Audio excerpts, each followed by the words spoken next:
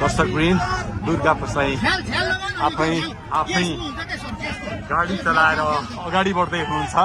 निकै नै अप्रिय अवस्था देख्न सक्छौँ हामी। यहाँ प्रहरीले अश्रु ग्यास चलाएको छ।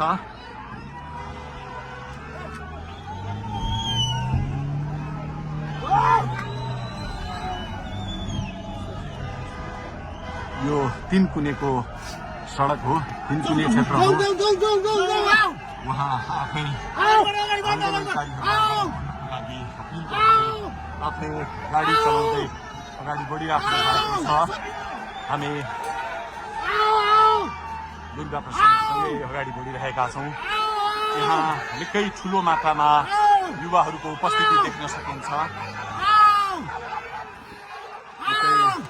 ठुलो मात्रामा युवाहरूको उपस्थिति, प्रहरीको बार तोडेर दुर्गा प्रसाई आफै अगाडि बढ्दै हुनुहुन्छ।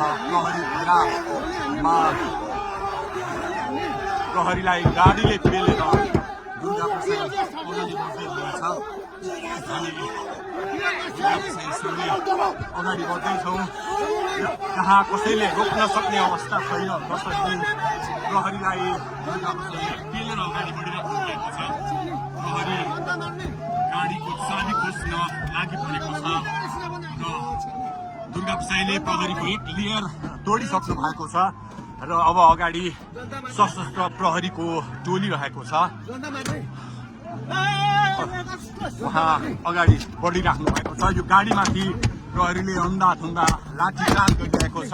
तपाईँ देख्न सक्नुहुन्छ दुर्गा प्रसाईको गाडीलाई प्रहरीले रोकिराखेको अवस्था। उहाँले यो प्रहरीका सम्पूर्ण सुरक्षा घेरा तोडेर दुर्गा प्रसाई अगाडि बढ्नु भएको छ र यति बेला तीनकुनेको यो पुलबाट अगाडि बढिसकेको छ। यो दृश्य अगाडिपट्टि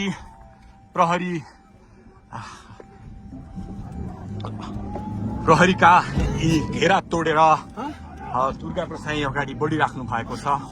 हामी दृश्य देख्न सक्छौँ।